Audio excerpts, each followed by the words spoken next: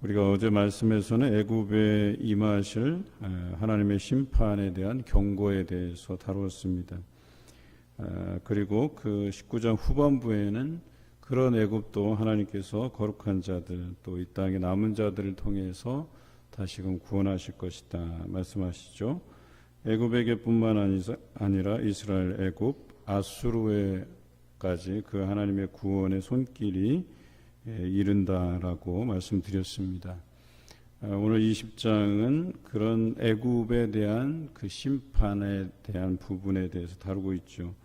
그러니까 애굽을 어떻게 하나님께서 그 심판하시는가에 대한 짤막한 예언이고 또 그 예언이 후대에 이것이 기록된 것들을 감안하면 그 예언이 이루어짐을 이번 20장을 통해서 우리가 알게 되죠.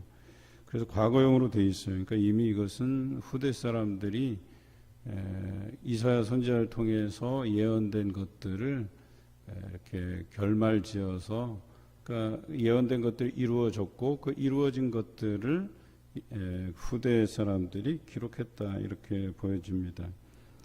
이것은 역사적으로 있었던 사건으로 아수르의 사르곤 왕이 여기선 사르곤 2세입니다. 그러니까 주전 711년에 일어난 일들로서 그 사르곤 2세가 다르단이라는 군대 장관을 아스돗에 보내서 그 아스돗을 평정하는 사건이 일어나요. 이것으로부터 시작이 되는 건데 여기 배경이 아주 중요합니다. 사실 아스돗은 블레셋의 5도시 중에 하나였죠. 그런데 이 블레셋 5도시 중에 하나인 아스돗이 그 유다의 손에 들어가게 돼요. 그래서 그 유다의 그 유다 지파, 그 남유다의 유다 지파에 소속된 그런 도시가 됩니다. 그런데 아수르가 침공을 하면서 이 어찌 보면 유다의 땅이긴 한데 실질적인 통치는 과거 그 블레셋 사람들이 이제 통치하는 구역이라고 봐야 되겠죠. 그런데 이 지역을 이제 점령하는 사건이 일어나는 거죠. 그런데 이 점령하는 사건이 왜 일어났는가 역사적으로 보면 주전 713년에 이 애굽이 장난을 쳐요. 그러니까 이 아수르가 이제 자꾸 남하려고 하니까 그 애굽에 대해서 위협적인 존재가 돼요. 그러면 애굽이 방패막이로 삼을 수 있는 이제 나라들이 유다가 되겠고 그 중에 이제 지중해 쪽으로는 바로 이 아스돗이라는 도시가 되겠고 또 요단 동편 쪽으로 하면 모압과 에돔이 있는 거죠. 그러니까 이 장난질을 하는 거예요. 이 모압, 에돔, 그 다음에 유다, 이 아스돗을 방패막이로 삼아서 자신의 그 어떤 영향력들을 행사하는 거예요. 그래서 자기가 직접 나서면 이제 모양새가 이상하니까 이 모압도 조종하고, 에돔도 조종하고, 그 다음에 유다도 조종하고. 그래서 사실은 유다가 처음에 북왕국과 아람이 망하기 전에는 아수르를 의지하거든요. 그런데 아수르가 약속이 달라지는 거예요. 이 아람을 정복하고 북왕국을 정복하고 그러니까 이제 남유다가 탐이라는 거예요. 어차피 애굽을 무너뜨리려면 남유다를 집어삼켜야 되는데 남유다가 그때 가서야 이제 정신을 차리게 되죠. 그래서 히스기야의 아버지인 아하스가 이 남유다 애굽을 편들어요. 그러니까 애굽이 그것을 틈타서 이 유다만 가지고는 안 되니까 아스돗에 이제 그 통치하는 그 세력 중에 친 애굽 정부를 만드는 거예요. 그래서 아주리라는 왕을 왕이라고 보기 좀 그렇고 도시니까 이제 통치자를 세워요. 그렇게 해서 이 4개의 저항 세력을 만들어서 장난질을 하니까 아수르가 시범으로 이 아스돗을 점령하게 되는 겁니다. 그리고 아스돗을 쳐서 점령한 후에 아이메티라는 이 아주리의 동생이에요. 동생을 세우는데 이 동생은 친아수르예요. 그러니까 이제 친아수르 정책을 피도록 하는데 다시금 여기서 저항 세력을 이제 이 애굽이 만들어요. 그 사람이 누구냐면 야마니라는 사람이에요. 야마니가 이 야이메트를 갖다가 이제 제거하고 반란에 성공하고, 그런데 그대로 있다가는 다시 자기 목숨이 위태로워지잖아요. 그러니까 애굽으로 피신을 하게 되는 거예요. 그런데 놀라운 것은 뭐냐면 이 애굽이 나중에 이 야마니와 그 일행들을 아수르에게 내줘요. 그러니까 배신을 당하는 겁니다. 오늘 이 말씀이 그거예요. 애굽이 어찌 보면 의지할 때가 아닌데 이 유다와 이 여러 세력들이 이제 애굽을 자꾸 의존하게 되는 거죠. 특히 오늘 여기 나오면 두 나라 애굽과 구스는 우리가 이해하는 대로 이제 에디오피아라고 이렇게 지정해도 설명해도 틀리지 않을 것 같아요. 그래서 애굽과 에디오피아를 이제 의존하게 되는데 결과적으로 그것에 대한 배신으로 돌아오는 거예요. 그래서 이사야가 히스기야 시대에 그 히스기야에게 애굽을 의존하지 말고 하나님을 의존하라고 얘기하는 거예요. 그때는 이제 사내립이 쳐들어왔을 때니까요. 오늘 이것이 시사하는 바가 있어요. 그 어떤 나라도 사실 하나님을 의존해야지만 살아남을 수 있는 상황에서 사람들은 애굽을 의지하게 되는 거죠. 그런데 그 애굽이 어떻게 되는가에 대한 결말을 또 이렇게 보여주시는 거예요. 이것은 예언된 것이지만 이제 기록된 것이 과거 이제 이 후대에 기록되었기 때문에 과거 시점으로 되어 있는 거예요. 한번 보실까요? 2절에 그때 여호와께서 아모스의 아들 이사야에게 말씀하여 이르시되 갈지어다 내 허리에서 배를 끄르고 내 발에서 신을 벗을지니라 하시매 그가 그대로 하여 벗은 몸과 벗은 발로 다니니라. 참 순종하기 어려운 거예요. 벌거벗고 물론 속옷이 남겨져 있는지 아니면 그것까지 다 벌거벗고 다녔는지는 모르지만 여러분 겉옷만 벗고 다닌다 해도 굉장히 수치스러운 일이에요. 그런데 왜 이런 예표와 징조를 사람들에게 보이게 했을까? 그것도 오늘 여기 보면 이사야가 3년 동안을 벗은 몸과 벗은 발로 다녔다 그랬어요. 그것이 뜻하는 바가 그거예요. 애굽과 구스가 이 꼴을 당할 거다. 지금 내가 이렇게 벌거벗고 다니는 이 꼴을 애굽과 구스가 당할 거다. 이렇게 예표한 거예요. 그래서 사람들이 그것을 보고 자신들은 지금 의지할 때가 아수르에 그렇게 대적할 만한 사람이 애굽밖에 없다는 판단이거든요. 그래서 애굽을 의존하려고 하는 거예요. 애굽을 통해서 자신의 의사를 표현하고 싶은 거예요. 그런데 결과적으로 어때요? 이 아스돗이라고 하는 이 도시도 버림받고 또 애굽에 투항했다가 그 사람들이 다 아수르에 내어준 바 되어서 배신을 당하는 그런 역사적인 사건을 보면서 또 이 애굽과 구스도 역시 아수르에게 이러한 일을 당할 것이다. 그들이 전쟁에서 지게 될 것이고 또 이렇게 벌거벗은 몸으로 끌려가게 될 것이다 라고 하는 것을 3년 동안 사람들에게 꾸준히 보여주는 거예요. 이런 일이 일어날 것이다 라고 하는 것을. 저는 이사야가 참 대단하다고 생각해요. 참 이 정도 하면 속된 말로 하나님께는 죄송하지만 못 해먹을 짓이에요. 진짜 야 이렇게까지 자존심을 다 굽혀가면서 이런 짓을 해야 되나 이럴 정도의. 여러분 같으면 이런 일들을 하나님께서 행하라고 하면 그런 가전수모를 다 당하더라도 하나님의 그 뜻을 이 뜻을 모르는 사람들에게 전하라고 한다면 여러분들 가능하겠어요? 그게 얼마나 힘든 일인데요. 우리는요 하나님의 뜻이 아니고서도요 우리 자신의 생각에 조금만 달라도요 그것에 대해서 욱하고 표현하고 하는 거예요. 그 자그마한 이권, 자그마한 자기 생각, 다른 사람들이 동의 안 해도요 그것을 나타내기 위해서 누군가를 이용하고 누군가에 의존하고 또 내 생각을 피력하고 그게 인간이에요.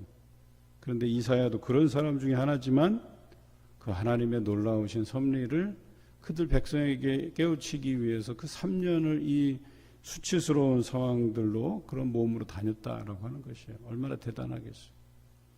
순종이라는 게 이래요.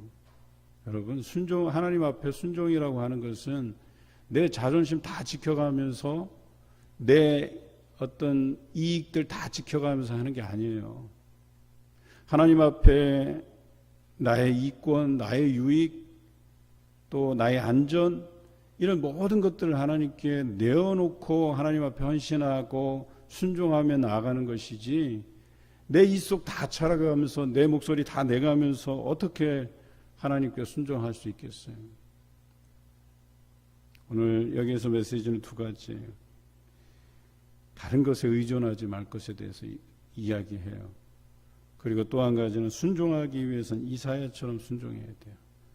우리의 목소리를 내지 못하더라도, 내가 유익을 가지지 못하더라도, 내가 좀 손해본다 하더라도, 내가 좀 수치를 당한다 하더라도 하나님의 말씀에 순종할 수 있는 이사야의 모습을 우리가 가져야 돼요. 그 예표와 징조로 인해서 사람들이 하나님의 그 살아계심을, 하나님이 역사의 주관자이심을 알게 한다면 이것도 감수할 수 있는 그런 순종이어야 된다라고 하는 것입니다. 오늘 성경에 보니까 우리가 19장에서도 다뤘잖아요. 아수르, 이스라엘, 애굽, 이들에게 다 하나님께서 구원을 선포하고 있잖아요. 저는요, 이 이사야의 희생이 있었기 때문에 가능하다고 본 거예요. 그 예표를 보고 설마 저런 일이 일어나려고, 그런데 그런 일이 실제로 역사 안에서 일어나는 것을 보고 하나님은 살아계시는구나. 그래서 이스라엘의 남은 자, 아수르의 남은 자, 애굽의 남은 자들이 하나님께 돌아오게 된다라고 하는 거예요.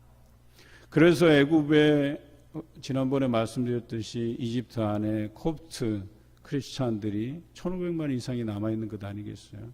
얼마나 대단한 헌신이 아니고 우리가 무엇이라 설명할 수 있겠어요?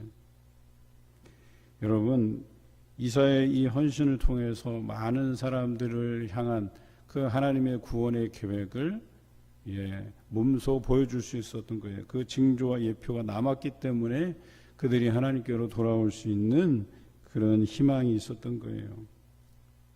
그런데도 불구하고 그것을 붙잡지 아니하고 이 보여준 징조와 예표를 따르지 아니하고 여전히 애굽에 의존했던 사람들은 어때요? 야만이 같이 내어준 바 되고 배신당하고 그렇게 살아가는 수밖에 없다라고 하는 거예요.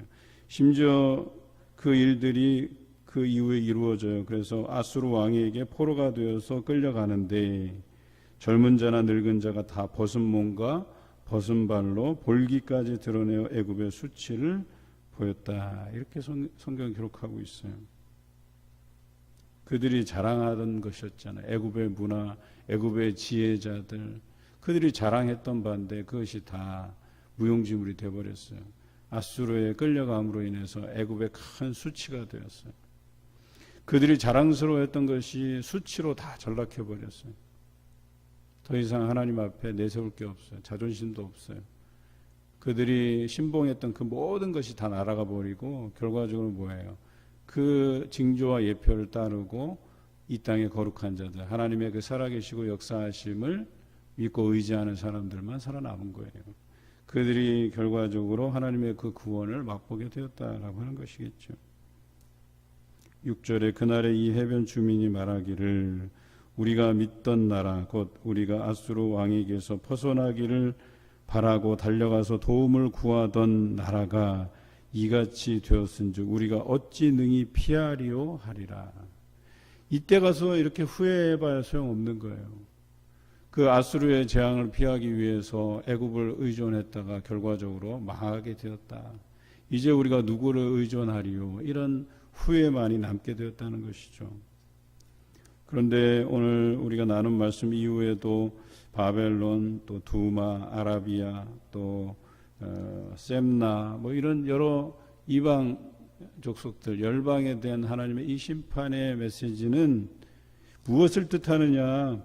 하나님의 선택된 백성인 남유다가 의지할 곳이 없다는 거예요.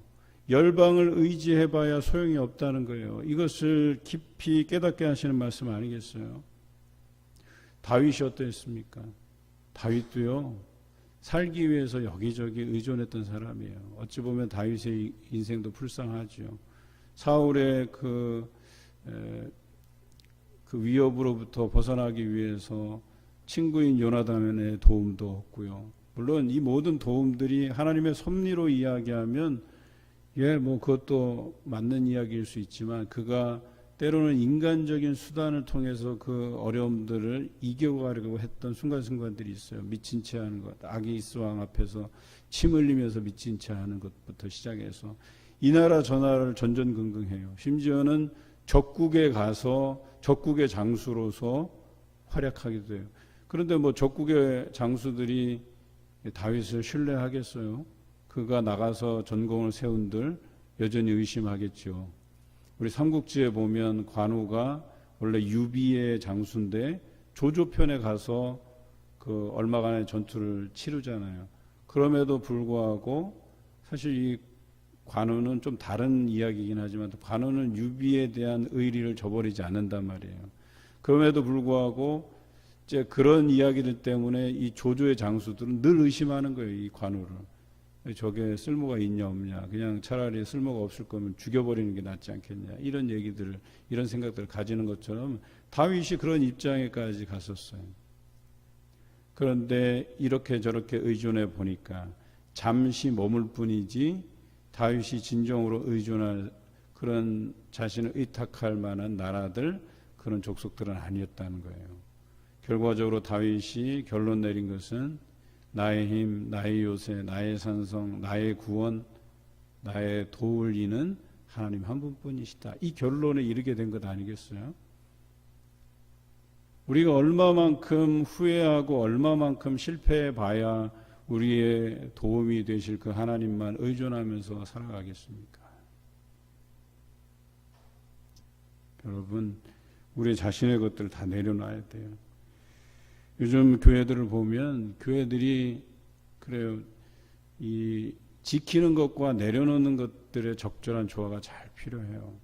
저도 이 교회 부임하면서 고민이 그건 거예요. 어떤 것을 버려야 되고, 어떤 것을 취해야 되고, 어떤 것을 좋은 전통으로 가져가야 되고, 하나님의 뜻을 물을 수밖에 없는 거예요. 제 주변에 많은 목회자들이 어떤 이야기를 하는 줄 아세요? 여러분도 좀 알 필요가 있을 것 같아요. 야, 너 거기 가갖고 위임 받기 전까지는 아무것도 건드릴 생각하지 마. 그냥 오로지 설교만 해. 그냥 주보도 1.1핵이라도 고치지 말라 그러는 거예요. 그래서 저는 부임하자마자 예배 형식을 좀 바꿨잖아요. 그렇죠? 그 얘기를 하니까 왜 그랬냐고 막 저한테 막 큰일 난 듯이 막 얘기해요. 과연 목회자라고 하는 이 직분이 그래야 되는 건지, 그렇게 조심스럽게 모든 것을 가져가야 되고 그 전통을 따라가야 되고.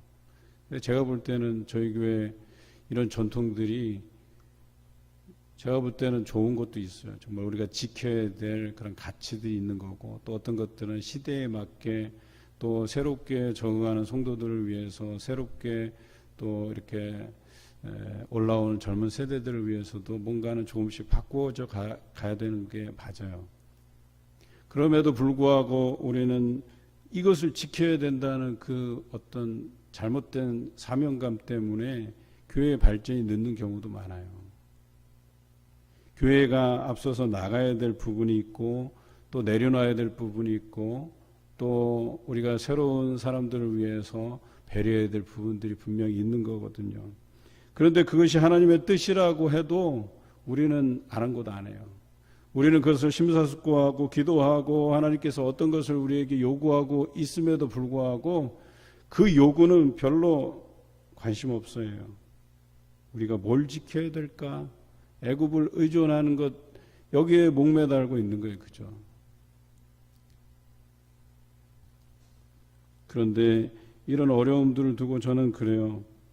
그래도 목사로서 뭔가 해야 될 것들은 하나님께서 내게 요구하시는 것들이 있으신데 그런 것들은 과감히 해야 되는 것 아닌가 하는 생각을 가지게 돼요. 그것이 비록 많은 분들에게 우려 섞인 이야기들이 나오고 걱정하는 그런 모습이 있더라도 미래를 위해서는 이런 걸 과감히 하나님의 그 내게 주시는 그 생각, 그 마음, 열정들을 가지고 행해야 되는 것이 아닐까 이런 생각을 해보는 거죠. 요즘 와서 그런 생각을 많이 하게 됩니다. 기도하면서. 예. 처음에 제가 우리 인터넷 온라인 깔고 스트리밍 서비스 하고 지금 이 새벽에도 이 스트리밍 서비스로 또 어떤 분들은 소수긴 하지만 이 새벽에 같이 말씀을 나누고 있어요. 그리고 또 뭐 줌이라든지 이런 걸 통해서 구역 모임들을 진행하고 주변에서 많은 우려가 있었어요. 실제로. 우리 목사님 오셔서 너무 많은 것들을 하려고 하는 것 아닐까. 왜 이런 것을 통해서 많은 사람들이 특히 연세 드신 분들은 이런 거 기계도 잘 조작하지 못하고 다루기 어려운데 그런데 그 수개월 동안에 우리가 드린 그 노력들이 있잖아요. 서로 목사님이 또 이렇게 하는 데는 뭐가 생각이 있으시겠지. 그래서 협력해 주시는 분이 있고 참여해 주시는 분이 있고 처음에 이 줌에 대해서 우리가 엄두도 못 냈잖아요. 이 앞에서 권사님들 한 10대분 남아서 그거 그냥 배워보겠다고 이 본당에서 우리가 그 노력했던 흔적들. 그런데 지금 그렇지 않아요. 그냥 누구나 다 그냥 오늘 교육 있구나 하면 그냥 접속해서 들어오시고 교육하고. 그래서 저는 그래요. 그런데 그런 수고로움이 있었다는 거예요. 번거로움이 있었다는 거예요. 굳이 이렇게까지 신앙생활을 복잡하게 하고 번거롭게 할 필요가 있는가? 그런데 그 번거롭게 그 노력하고 한 흔적들이 지금은 이런 서비스를 통해서 우리가 어디서든지 우리가 그 말씀을 듣고 또 묵상할 수 있는 것 아니겠어요? 어느 권사님이 그러세요. 자기는 밭에 나가서 일하는데 이거 틀어놓고 일하니까 한 2-3시간 낮에 이렇게 더울 때도 이게 설교를 틀어놓고 있으니까 일하는 게 그냥 금방 지나간다는 거예요. 감사한 마음이 있어요. 그런 것들에 대해서.